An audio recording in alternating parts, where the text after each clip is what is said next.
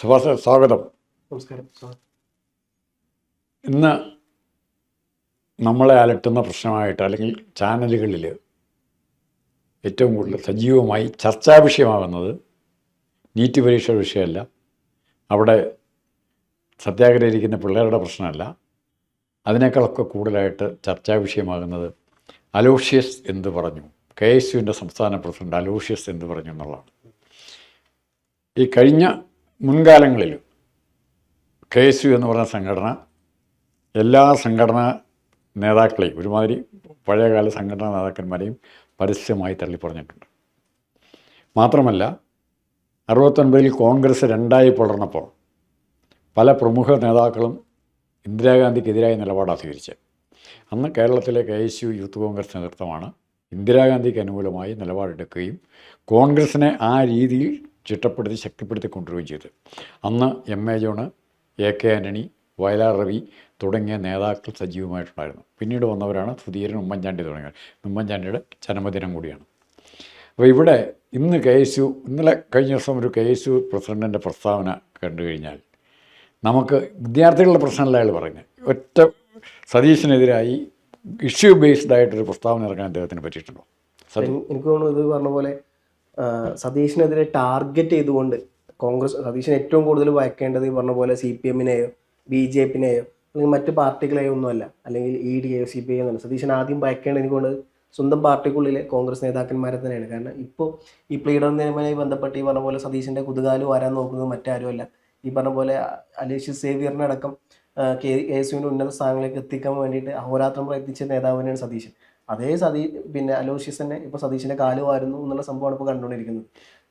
അല്ല, ഇതിൽ നമ്മൾ അലോഷ്യസ് തീർച്ചയായിട്ടും സതീശനെ കുറ്റപ്പെടുത്തണം, വിമർശിക്കണം, തെറ്റുണ്ടോ വിമർശിക്കണം. പക്ഷെ അലോഷ്യസ് എന്താണ് വിദ്യാർത്ഥികളുടെ യുവജനങ്ങളുടെ വിഷയമായിട്ട് സതീശനുമായിട്ട് തർക്കമുള്ളത് ഒന്ന് പറയട്ടെ. അല്ല, ഏത് വിഷയമാണ് യുവജനങ്ങളുടെ ഏത് വിഷയം അവതരിപ്പിച്ചിട്ടാണ് അലോഷ്യസ് സതീശനെ അംഗീകരിക്കാതിരിക്കുന്നത്? യുവജനങ്ങളുടെ എന്നല്ല, ഇവിടെ നടക്കുന്ന പ്രശ്നം ഈ പ്ലീഡർ നിയമനം നിലപാട് പറയുന്നു എന്നുള്ള സംഭവം.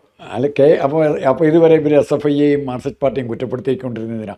പാർട്ടി പറയുന്ന ആൾക്കാരെ തിരികെ കയറ്റുന്നു, യൂണിവേഴ്സിറ്റി തിരികെ കയറ്റുന്നു, PSൽ തിരികെ കയറ്റുന്നു, കോപ്പറേറ്റീവ് ബാങ്കുകൾ തിരികെ കയറ്റുന്നു. ഈ ആരോപണം സ്ഥിരമായിട്ട് KSU യൂത്ത് കോൺഗ്രസ് ഉന്നയിച്ചുകൊണ്ടിരിക്കുന്നത് ഇല്ലേ? അതേ ആരോപണം, അതേ തെറ്റ് ചെയ്യാനാണോ സതീശനോട് ഇവർ പറയുന്നത്?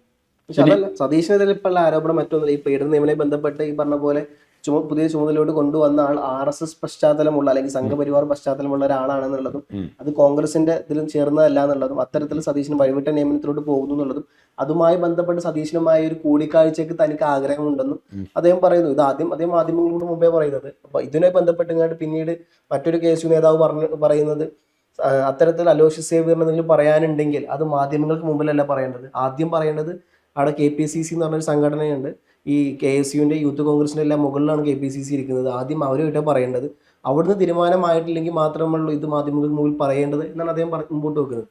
അല്ല, ഇത് ഒന്ന് KSUവിൻ്റെ പ്രസിഡന്റ് എന്നുള്ള നിലയിൽ KSUവിൻ്റെ ഡിഫൻസ് സംഘടനയാണ്. ഇപ്പോൾ ഒരു കോളേജ് ഇലക്ഷനിലെ കോളേജ് യൂണിയൻ കൗൺസിലർമാരുടെ എണ്ണം മാത്രം എടുത്താൽ മതി.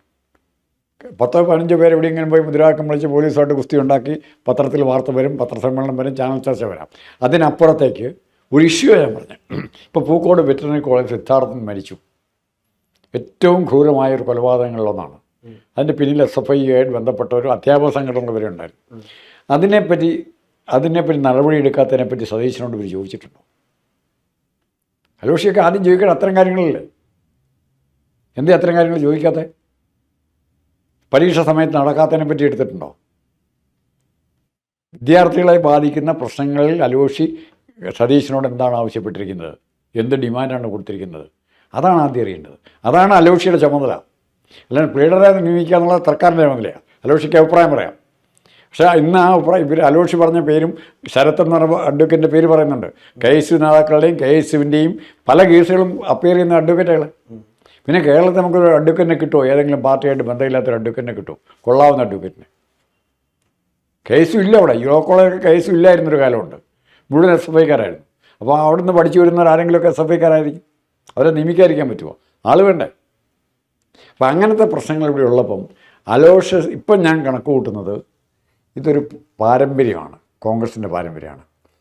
ഇവിടെ എന്താ വലമ്പളി പോകുന്നവനെ പറഞ്ഞ പോലെ മല്ലീശ്വരൻ്റെ ഒടിഞ്ഞ ബില്ല് പോലെ എന്ന് പറഞ്ഞ പോലെ KSUക്കാരെ കൊണ്ട് ചുടിചോറ് വാരിച്ച് സതീശനെ വൃത്തികെട്ടവനാക്കാനായിട്ടുള്ള അല്ലെങ്കിൽ സതീശനെ കഴിവില്ലാത്തവനാക്കാനുള്ള ശ്രമം അലോഷിയേക്കാൾ വലിയവർ നടത്തുന്നുണ്ട്.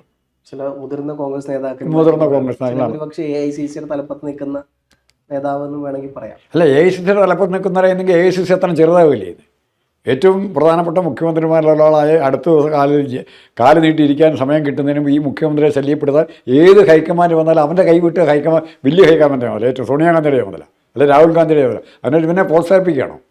ഇങ്ങനെ ഇത്ര ദിവസമല്ലേ അയാൾ വന്നിട്ട് ഒരു 10 ദിവസം കൊടുക്കത്തില്ലേ? 10 ദിവസമെങ്കിലും അല്ലെ ഒരു 10 മാസം കൊടുക്കത്തില്ലേ? 6 മാസം കൊടുക്കത്തില്ലേ? എന്താ ഇങ്ങനെ തെറ്റ്? അപ്പോയിൻമെൻറ്റിലാണോ? അപ്പോയിൻമെൻറ്റ് നിങ്ങൾ നിയമിക്കുന്ന 100 പേരെ നിയമിച്ചു കഴിഞ്ഞാൽ ഇപ്പോഴത്തെ നിലയിൽ LLB പാസ്സായിരുന്ന 100 പേരെ കൊള്ളാവുന്നവരെ നിയമിച്ചു കഴിഞ്ഞാൽ അതിൽ 75 പേർക്കും കോൺഗ്രസ് രാഷ്ട്രീയമായിരിക്കണം എന്നില്ല. കുറേ പേര് BJPക്കാരായിരിക്കും, കുറേ പേര് മാർക്സിസ്റ്റുകാരായിരിക്കും, കുറച്ച് പേര് കോൺഗ്രസ്സുകാർ കാണും. ഇവരെ മുഴുവൻ തപ്പിപ്പിടിച്ച് നിയമിക്കാൻ പറ്റുമോ? ആരോപണം എന്നായിരുന്നു? ഇപ്പോൾ ശ്രീനാദേവി കുഞ്ഞമ്മ SFI വന്ന് SFIക്കാരൻ രക്ഷപ്പെടുത്തി ഉത്തരവിട്ടു. അത്തരം സ്റ്റേജിൽ ഇടപെടണം. ഇവർ വന്നിട്ട് KSUവിൻ്റെ താല്പര്യത്തിനെതിരായി പ്രവർത്തിച്ചാൽ ഇടപെടണം. ഇടപെടുന്നുണ്ടോ? എനിക്കൊന്നും ഒരു പരിധി വരെയൊക്കെ ഈ പറഞ്ഞ പോലെ സാറ് പറഞ്ഞതിനോട് യോജിക്കാൻ പറ്റുന്നുണ്ടെങ്കിലും മറുവശത്ത് ഈ പറഞ്ഞ പോലെ ഒരു KSU നേതാവിനെ കേൾക്കുക എന്നുള്ളത് KSUവിലൂടെ വളർന്നു വന്ന ഒരു മുഖ്യമന്ത്രി നിലയ്ക്ക് VD സതീശൻ്റെ കൂടി മീൻസ് ചെയ്യേണ്ട കടമയാണത്. അത് അദ്ദേഹം ഔദാര്യമല്ല. ഈ പറഞ്ഞ പോലെ അദ്ദേഹം എങ്ങനെ അവകാശമാണ്. അല്ല, അത് KSUവിൻ്റെ മാത്രം അവകാശമല്ല. മുഖ്യമന്ത്രി ആയി കഴിയുമ്പോൾ എനിക്കും നിങ്ങൾക്കൊക്കെ അവകാശമുണ്ട്. അവരെല്ലാം പലരും പോയി കാണുന്നതും നിവേദനം കൊടുക്കുന്നതും എങ്ങനെ വായിക്കുന്ന. പക്ഷെ അവിടെ സോഫ്റ്റ് കോൺ എന്ന് പറഞ്ഞ സാധനം ഉണ്ടാവില്ല. സ്വന്തം സതീശൻ എങ്ങനെയാണ് വളർന്നു വന്നത് KSUവിലൂടെ, ഉമ്മൻചാണ്ടി എങ്ങനെയാണ് വന്നത് KSUവിലൂടെ. അപ്പൊ അതേ മാർഗത്തിലൂടെ വളർന്നു വരുന്ന ഒരു തലമുറയുടെ അവരുടെ സതീശന് ഗോഡ് ഫാദർ ഇല്ലായിരുന്നു. ഈ ഗോഡ് ഫാദർ ഉള്ളവർക്കായി പ്രശ്നം വരുന്നത്. ഗോഡ് ഫാദേഴ്സിൻ്റെ താല്പര്യത്തിനനുസരിച്ച് ഇവർ അഭിപ്രായം പറയും. സതീശനാരെ ഗോഡ് ഫാദർ ഉണ്ടായിരുന്നു. മന്ത്രിസ്ഥാനത്തിൻ്റെ പേര് വന്നിട്ട് ശിവകുമാർ അതും കൊണ്ട് പോയില്ലേ? ഗോഡ് ഫാദർ ഉണ്ടായിരുന്ന കിട്ടുമായിരുന്നു. അല്ല, ഗോഡ് ഫാദർ ഒരു പരിധി വരെ സതീശന് ഗോഡ് ഫാദർ ശബരിനാഥിന്റെ അച്ഛൻ മീൻസ് അദ്ദേഹം ആ ഗോഡ് ഫാദർ സ്റ്റാറ്റസിലുള്ള രാഷ്ട്രീയ പ്രവർത്തനം സതീശൻ നിർത്തിയിട്ട് നാളെത്രയായി? എൻ്റെ ഗ്രൂപ്പിൽ പെട്ട സതീശൻ ഗ്രൂപ്പ് എന്നൊരു സാധനം ഉണ്ടോ? എന്തേ? ബാക്കിയുള്ളവർക്കെല്ലാം ഉണ്ട്. രമേശ് ചെന്നിത്തലയ്ക്കുണ്ട്. എന്തിന് നമ്മുടെ കൊടിക്കുന്നിൽ സുരേഷിന് വരെയുണ്ട്. എത്ര പേർക്കുണ്ട് ഗ്രൂപ്പില്ലാത്ത ചുരുക്കം പേരേ ഉള്ളൂ ഇവിടെ. ഇല്ലാത്തവരങ്ങനെ ഗ്രൂപ്പിലേക്ക് കൊണ്ടുവരാനാണ് നോക്കുന്നത്. ഷാഫിക്ക് എന്നാ പറ്റി? ഷാഫി കേരളത്തിൻ്റെ പൊതു നേതാവായിട്ട് മാറിക്കൊണ്ടിരുന്ന അല്ലേ? ഇവന്മാർ ആ ഗ്രൂപ്പ് രാഷ്ട്രീയത്തിൽ കൊണ്ട് ഷാഫി ഇട്ട് കൊടുത്തു. അറിയാം, ഷാഫി അതിൽ കൊത്തി. അതേ ഗതിയാണ് ആർക്ക് വരുന്നത്? അലോഷ്യസിനെ കാത്തിരിക്കുന്നത്. അലോഷ്യക്ക് വിദ്യാർത്ഥികൾ എന്ത് പ്രശ്നം പറഞ്ഞിട്ട് അയാൾ ടേക്കപ്പ് ചെയ്യും. സതീശൻ വിദ്യാർത്ഥി ദ്രോഹകരമായി ഇന്ന നിലപാടെടുത്തിരിക്കുന്നു പറയട്ടെ. എന്നെ മറിച്ച് ഈ ഗവൺമെൻറ്റിനെ അനുമോദിക്കാൻ തയ്യാറായിട്ടുണ്ടോ? ഇത്രയും കാര്യങ്ങൾ ചെയ്യുന്നതിന് നിസ്സാരം ഈ സ്ത്രീകൾക്ക് യാത്രാ സൗജന്യം കൊടുക്കുമ്പോൾ എത്രയോ 1000 വിദ്യാർത്ഥിനികൾക്ക് യാത്രാ സൗജന്യം കിട്ടുന്നുണ്ട്. കോളേജിൽ പോകാൻ പറ്റുന്നു. വണ്ടിക്കൂലി കാശില്ലാതെ കടം മേടിച്ച് പോകുന്ന പിള്ളേരുണ്ട്. അവർക്കൊക്കെ അതിനെ അനുമോദിക്കാനെങ്കിൽ ഇങ്ങനെ ധാരാളമായിട്ടുണ്ടോ? അത് കണ്ടിട്ടുണ്ടോ? ഇങ്ങനെ എന്നെ കാണുന്നതിന് പ്ലീഡർമാരെ നിയമിക്കുന്ന 10 50 അല്ലെ 10 100 പ്ലീഡർമാരെ നിയമിക്കുന്നതിൽ തെറ്റുപറ്റിയിരിക്കുന്നു. അത് ആരെ നിയമിച്ചാൽ തെറ്റ് നിങ്ങൾക്ക് പറയാം. ആരാ പറയാൻ? അജിത്ത് ഇയാളെ വെച്ചിട്ടുണ്ടല്ലോ. ആര്? KC വേണുഗോപാലിൻ്റെ കൂടെയുള്ള എത്ര പേര് ഈ പാർട്ടിയിൽ ഇല്ലാത്തവർ കാണും? എത്ര പേര് കാണും? ആകെ പാർട്ടി പ്രവർത്തനം എന്ന് പറഞ്ഞാൽ നേതാക്കന്മാർ രമേശ് ചെന്നിത്തലയും KC വേണുഗോപാലോ VD സതീശനോ വരുമ്പോൾ എയർപോർട്ടുകളിലോ റെയിൽവേ സ്റ്റേഷനിലോ വരുമ്പോൾ അവരെ സ്വീകരിക്കാൻ പോകുന്ന മാത്രമാണ് പാർട്ടി പ്രവർത്തനം എന്ന് വിചാരിക്കുന്ന രീതിയിലേക്ക് KSന്റെ യൂത്ത് കോൺഗ്രസിൻ്റെയും സംഘടനാ പ്രവർത്തകരെ മാറ്റിയെടുത്തു. അതാണ് തകരാറ്. അത് മാറ്റിയെടുത്തേ പറ്റൂ. ഇഷ്യൂ ബേസ്ഡ് ആയിരിക്കണം ചർച്ച. ഇപ്പോൾ VD സതീശൻ കേരള മുഖ്യമന്ത്രി എന്നുള്ള നിലയിൽ വെറും VD സതീശനോടല്ല ഇവർ സംസാരിക്കുന്നത്. കോൺഗ്രസ് നേതാവിനോട് മാത്രമല്ല, കേരളത്തിലെ വിദ്യാർത്ഥികളുടെയും യുവജനങ്ങളുടെയും പ്രശ്നങ്ങൾ അഡ്രസ്സ് ചെയ്യാൻ കഴിവുള്ളൊരു നേതാവിനോടാണ് അദ്ദേഹത്തിൻ്റെ അടുത്ത് പറയേണ്ട കാര്യങ്ങൾ തന്നെ. പ്ലീഡറെ നിയമിച്ച് തെറ്റിപ്പോയി എന്നാണ് പറയുന്നത്. നിയമനമല്ല പ്രശ്നം. നിയമനം കിട്ടാതിരുന്നാൽ പറയാം. കുറേ ചെറുപ്പക്കാർക്ക് നിയമനം കിട്ടാതെ മാറ്റി നിർത്തിയാൽ പറയാം. ടെസ്റ്റൊക്കെ പാസ്സായി ഇതുവരെ കിട്ടുന്നില്ല. അത് ടേക്കപ്പ് ചെയ്യണം. അത് ടേക്കപ്പ് ചെയ്തിട്ടുണ്ടവർ. ഇപ്പോഴും എംപ്ലോയ്മെൻറ്റ് വഴി പോലും നടത്താതെ കോൺട്രാക്ട് ലേബറിൽ നിയമനം നടത്തുന്ന എത്രയോ കേസുകൾ അവരെ മുഴുവൻ പിരിച്ചുവിടുന്ന ഇവർ പറയുമോ? സെനറ്റിലേക്ക് എങ്ങനെ ആൾക്കാരെ നോമിനേറ്റ് ചെയ്ത് സിൻഡിക്കേറ്റിൽ എങ്ങനെയാണ് ചെയ്യുന്നത്? അപ്പോൾ ഒരു വശത്ത് നിങ്ങൾ CPM ചെയ്തതിനെല്ലാം കുറ്റം പറയുകയും അതുപോലെ തന്നെ ഇവിടെ ചെയ്യണമെന്ന് പറയുകയും ചെയ്യുന്നത് ഒരു മഹാപരിഹാസ്യമായ കാര്യമാണ്. അതാണ് ആലോചിച്ച് ചെയ്തിരിക്കുന്നത്. പക്ഷെ അതേസമയം തന്നെ ഒരു പാർട്ടി പ്രവർത്തകൻ എന്നുള്ളവർക്ക് പാർട്ടി ഏതെങ്കിലും തരത്തിൽ ഈ പറഞ്ഞ പോലെ പാർട്ടി വ്യതിയാനങ്ങൾക്ക് വ്യതിചലിച്ച് പാർട്ടി പോകുന്നു എന്നുണ്ടെങ്കിൽ അത് ഓർമ്മപ്പെടുത്തുക എന്നുള്ളത്. എന്താണ് പാർട്ടിയുടെ ഏത് നയത്തിൽ നിന്നാണ് അങ്ങനെ വാക്കാ പറയരുത്. ഏത് നയത്തിൽ നിന്ന് ഇന്ന നയത്തിൽ നിന്നും കോൺഗ്രസിൻ്റെ ഇന്ന നയത്തിൽ നിന്നും സതീശൻ വ്യതിചലിച്ചിരിക്കുന്നു എന്ന് പറയണം. അത്രേ ഉള്ളൂ. ഇതിൽ രണ്ട് വശങ്ങളാണുള്ളത്. ഇപ്പം എനിക്ക് തോന്നി അദ്ദേഹം ഓപ്പണായി പറഞ്ഞൊരു കാര്യം, ഒന്നീ പറഞ്ഞ പോലെ സംഘപരിവാർ കാഴ്ചപ്പാടുള്ള അനുകൂലിക്കുന്ന നേതാക്കന്മാരെ കിട്ടാഞ്ഞിട്ടല്ല, വക്കീലന്മാരെ കിട്ടാഞ്ഞിട്ടല്ല. കോൺഗ്രസ് അനുഭാവമുള്ള ഒരുപാട് വക്കീലന്മാരുണ്ട്. അപ്പൊ ഈ ക്ലീഡർ ഇതിലോട്ട് ഇത്തരം സംഘപരിവാർ ആൾക്കാരെ കൊണ്ടുവന്നു എന്നുള്ളതാണ് അദ്ദേഹം പറയുന്നത്. അല്ല, ഇത് അങ്ങനെ നിയമിക്കരുത് എന്ന് പറഞ്ഞാൽ ആരാണ് ഏറ്റവും കൂടുതൽ DGPമാരെയും GPമാരെയൊക്കെ നിയമിച്ചിരിക്കുന്നത് CPMൻ്റെ ലിസ്റ്റിൽ നിന്നും CPM കൊടുക്കുന്ന ലിസ്റ്റിൽ നിന്നാണെന്നുള്ള ആരാണോ ഇനി സമരം ചെയ്തിട്ടുണ്ട് ഇല്ലേ? ഒരു ചെയർമാൻ തിരുവനന്തപുരത്ത് ഒരു കോർപ്പറേഷൻ മേയർ പാർട്ടി സെക്രട്ടറിക്ക് കത്തെഴുതണം കുറേ പേരെ നിയമിക്കാനുണ്ട്, ലിസ്റ്റ് അയച്ചു തരണമെന്ന്. ആരെങ്കിലും അപ്പോൾ അങ്ങനത്തെ ഇത് ആ സിസ്റ്റം വേണമെന്നാണോ പറയുന്നത് ഇവർ? ഞങ്ങൾ കുറേ ലോ കോളേജിലെ യൂണിറ്റിന് കുറേ പേരുടെ പേര് തരും. അങ്ങനെയാണോ വേണ്ടത്? അങ്ങനെ വേണമെങ്കിൽ ഇവർ പറയട്ടെ, നമുക്ക് CPM നിയമിച്ചോ. ഇതിലൊക്കെ എന്താ പറയുക, എനിക്ക് തോന്നുന്നു ഇതൊന്നും മെറിറ്റ് അടിസ്ഥാനത്തിലല്ല. അല്ല, അവിടെയാണ് പ്രശ്നം. അതെ, അതിപ്പം സതീഷിന്റെ ഭാഗത്ത് ഞാൻ ന്യായീകരിക്കുന്നു. അല്ല മറ്റേ ഇന്ന് ശരത് എന്ന് പറഞ്ഞ പയ്യൻ വന്നിട്ട്, അല്ല ഇന്നൊരു ശരത് എന്ന അഡ്വക്കേറ്റിനെ കുറിച്ച് ഡോക്യുമെന്റ്സ് വെച്ചോണ്ടാ പറയുന്നത് ഇന്ന കേസുകൾ ക്ലിയർ ആയിട്ട് വാദിക്കുന്നുണ്ട്. അതേ സംഘപരിവാർക്കാരനല്ല ആണെങ്കിലും അല്ലെങ്കിലും ഇവർക്ക് വക്കീലിൻ്റെ അടുത്ത് പോകുന്ന ഏത് പാർട്ടിയാണെന്ന് നോക്കിയിട്ടാണോ പോകുന്നത്? വക്കീലിൻ്റെ അടുത്തേക്ക് പോകുന്ന ഏത് പാർട്ടി നോക്കിയിട്ടാണോ പോകുന്നത്? പാർട്ടി അയാളെ നമുക്ക് സ്വാധീനമില്ലെങ്കിൽ അയാളെ പരിചയപ്പെടാൻ അയാളുടെ പാർട്ടിക്കാരായിട്ട് ബന്ധപ്പെട്ട് കൂട്ടിക്കൊണ്ടുപോകും. അല്ലെങ്കിൽ കഴിവുള്ള വക്കീലിൻ്റെ അടുത്തേക്കാണ് പോകുന്നത്. ഇവിടെ പിണറായി വിജയൻ്റെ കേസൊക്കെ സുപ്രീം കോടതി വാദിക്കുന്ന വക്കീലന്മാരാണ് CPMകാരാണോ? ആണോ വാദിക്കുന്നത്? പിന്നെ ഈ സാങ്വി എങ്ങനെ ലോട്ടറി കേസ് വാദിക്കാൻ പോയി? ചിദംബരത്തിൻ്റെ ഭാര്യ എങ്ങനെ ലോട്ടറി കേസിൽ അപ്പിയർ ചെയ്യാൻ പോയി? കേരള ഗവൺമെൻറ് നിലപാടിനെതിരായിട്ട് വാദിക്കാൻ പോയി ഇല്ലേ? അതിന് പ്രതിഷേധമില്ലേ ഇവർക്ക്? വേണുഗോപാലിനൊക്കെ അതിനെയാണ് പ്രതിഷേധിക്കേണ്ടത്. ഹൈക്കമാൻഡ് മെമ്പറാണെന്നല്ലേ പറയുന്നത്. ആ പരിപാടി പറ്റിയാലെന്ന് പറയുമോ വേണുഗോപാൽ? ഇവിടെ വന്നിട്ട് പറയും. ഇവിടെ വേണുഗോപാൽ ഇവരെ കൊണ്ട് പറയിപ്പിക്കുന്നതിന് വേറെ ഉദ്ദേശങ്ങളുണ്ട്. ഇപ്പം ഞാൻ ഇപ്പോൾ എഴുതി വെച്ചു, അടുത്ത ഡിമാൻഡ് വരാൻ പോകുന്ന സുകുമാരൻ നായരുടെ ഭാഗത്തു നിന്നാണ് നേതൃത്വ മാറ്റം വേണം, ഇവിടെയും താക്കോൽ സ്ഥാനം നായന്മാർക്ക് കിട്ടണം. താക്കോൽ സ്ഥാനം അതായത് പണ്ട് തിരുവഞ്ചൂർ രാധാകൃഷ്ണൻ നായരെ മാറ്റി രമേശൻ നായരെ കൊണ്ടുവന്നതാണ് താക്കോൽ സ്ഥാനം. ഇപ്പോൾ വീണ്ടും ആരെങ്കിലും ഒരു നായരെ മാറ്റി, സതീശൻ നായരെ മാറ്റി വേണുഗോപാലൻ നായരെയോ രമേശൻ നായരെ കൊണ്ടുവരിക എന്നുള്ളതായിരിക്കും ആ ഡിമാൻഡിൻ്റെ ആഗ്രഹം. അത്രേ ഉള്ളൂ. അല്ലാണ്ട് താക്കോൽ സ്ഥാനം അത്രേ ഉള്ളൂ. അല്ല, ഓൾറെഡി സുകുമാരൻ നായർ പറഞ്ഞു കഴിഞ്ഞു ഇനി സതീശനായിട്ട് കൂടിക്കാഴ്ചക്ക് എനിക്ക് താല്പര്യമില്ല എന്നുള്ളതും 2 വട്ടം പോയപ്പോൾ സതീശൻ. പക്ഷേ അതിന് മുമ്പ് പറഞ്ഞിട്ടുണ്ട് സതീശനെ കൊണ്ട് ഒന്നിനും കൊള്ളാത്തവനാണെന്ന് മുഖ്യമന്ത്രി മുമ്പേ പറഞ്ഞതാണ്. അതും പറഞ്ഞു. അപ്പോൾ നാളെ മാറ്റി പറഞ്ഞതിന് മടിയില്ലേക്ക് ഉണ്ടാവുകയില്ല. നാളെ സതീശൻ സതീശൻ എന്നെ വിളിച്ചു, എനിക്ക് ഒന്ന് വിളിച്ചാൽ മാത്രം മതി. തീറാനും മറ്റവരും കൂടെ തറക്ക ആരാ കീഴടങ്ങി എന്ന് പറയാൻ 2 പേർക്കും മടിയാണ്. 2 പേർക്കും ജയിച്ചെന്ന് പറയണം. അത് പരസ്യപ്പെടുത്താൻ അങ്ങനെ ഒരു എഗ്രിമെൻ്റ് പരസ്യപ്പെടുത്താൻ തയ്യാറുമില്ല. അങ്ങനെ അവിടെ നിൽക്കുന്നത്. അതുപോലെ ഇത് ഈഗോ പ്രശ്നമാണ്. ഇവിടുത്തെ ഈഗോ പ്രശ്നമല്ല, സ്വന്തം സ്ഥാനം കുറച്ചുകൂടെ മെച്ചപ്പെടുത്താൻ പറ്റുമെന്ന് ഹൈക്കമാൻഡിൽ നിന്ന് ഏത് സമയത്ത് ഇങ്ങോട്ട് പറഞ്ഞു വിടും. അടുത്ത 3-4 സ്റ്റേറ്റിലെ UP ഉൾപ്പെടെയുള്ള സ്റ്റേറ്റിൽ ഇലക്ഷൻ വരുന്നുണ്ട്. അവിടെയും കൂടെ കോൺഗ്രസ് തോറ്റ ഹൈക്കമാൻഡ് പിന്നെ എന്നാ ഉള്ളത്? പിന്നെ ഇങ്ങനെ അവിടെ നിന്നിട്ട് കാര്യമുണ്ടോ? ഡൽഹി നിന്നിട്ട് കാര്യമുണ്ടോ? ആരും മൈൻഡ് ചെയ്യല. ഇപ്പോൾ വീണ്ടും ഹൈക്കമാൻഡ് പ്രശ്നം ഉണ്ടാക്കിയിട്ടുണ്ട് കർണാടകത്തിൽ.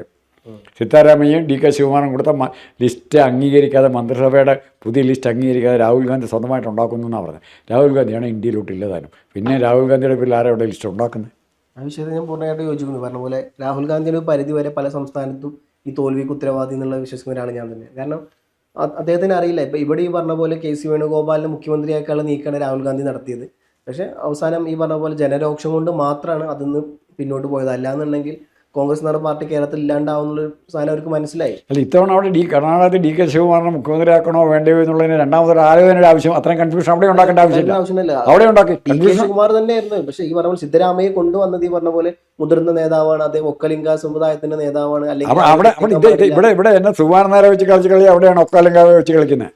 അതാണ് വ്യത്യാസം. ഇവിടെ നായന്മാർ അവിടെയാണ് ഒക്കലിംഗായ, അത്രേ ഉള്ളൂ. അപ്പൊ ഈ പറഞ്ഞ പോലെ രാഹുൽ ഗാന്ധിക്ക് പല വിഷയങ്ങളിലും ഈ പറഞ്ഞ പോലെ ഹൈക്കമാൻഡ് ഒരു പരിധി വരെ പല സംസ്ഥാനത്തും കോൺഗ്രസ് ഇല്ലാണ്ടാവാനുള്ള പ്രധാന കാരണം ഹൈക്കമാൻഡാണ്. അല്ല, രണ്ടാമത്തെ കാര്യം ഹൈക്കമാൻഡ് ജയിച്ച് കാണിക്കണം.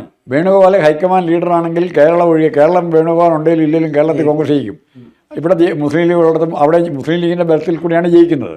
വല്ലാത്തൊരു സംസ്ഥാനത്ത് കോൺഗ്രസ് ജയിക്കാൻ സാധ്യതയില്ലാത്ത സംസ്ഥാനത്ത് ജയിക്കാം. അവിടെ ജയിച്ച് രേവന്ത് റെഡ്ഡിയുടെ മിടുക്കല്ലേ? കർണാടക ജയിച്ചാരാ? വേണുഗോപാലിൻ്റെ മിടുക്കാണോ അതോ ശിവകുമാറിൻ്റെ മിടുക്കാണോ? DK ശിവകുമാറിന് ഒറ്റ കഴിവുകൊണ്ടാണ് അവിടെ ജയിച്ചത്. അപ്പം ആ സിറ്റുവേഷൻ മാറ്റിയിട്ട് കെ എസ് യുക്കാർ പിള്ളേർ നോക്കേണ്ടത് മുൻകാലങ്ങളിൽ എങ്ങനെയാണോ കെ എസ് യു യൂത്ത് കോൺഗ്രസും കോൺഗ്രസിനെ ശക്തിപ്പെടുത്തിയത്, ആശയപരമായ സമരങ്ങൾ നടത്തിയിട്ടുണ്ട്. വിദ്യാഭ്യാസ സമരം, സ്വകാര്യ മേഖലയ്ക്കെതിരായിട്ടുള്ള സമരം, സ്വാശ്രയ മേഖലയ്ക്ക്. അപ്പോൾ ഇങ്ങനത്തെ കാര്യങ്ങൾ ചെയ്യുന്നതിന് പകരം അവിടുത്തെ ഗുമസ്തൻ വക്കീലിനെ ഗുമസ്തനായിട്ട് വച്ചിരിക്കുന്നത് RSSകാരനെന്ന് പറഞ്ഞ് ഈ നാണം കെട്ട പരാതികളും അതിന് നമ്മൾ പറയുന്നത് പരിദേവനം എന്ന് പറയാം ഇല്ലേ, ഇത്തരം പരിദേവനായിട്ട് നടക്കാതെ അന്തസ്സുള്ള കെ എസ് യുക്കാരനായിട്ട് വിദ്യാർത്ഥികളുടെ ഇവിടെ ഒത്തിരി പ്രശ്നങ്ങളുണ്ട്. അത് മാർക്ക് ലിസ്റ്റ് സമയത്ത് കിട്ടാത്തതിന്, അധ്യാപകരെ നിയമിക്കാത്തതിന്, സെനറ്റിലേക്കും സിൻഡിക്കേറ്റിലേക്കും ഇവരെ തന്നെ PSCയുടെ ക്വസ്റ്റ്യൻ പേപ്പർ തയ്യാറാക്കി ആരാന്ന് PSC പറയുന്നില്ല. PSC ഓഫീസിലേക്ക് മാർച്ച് നടത്തണ്ടേ? അവിടെ അതല്ല ഏറ്റവും വലിയ പ്രശ്നം.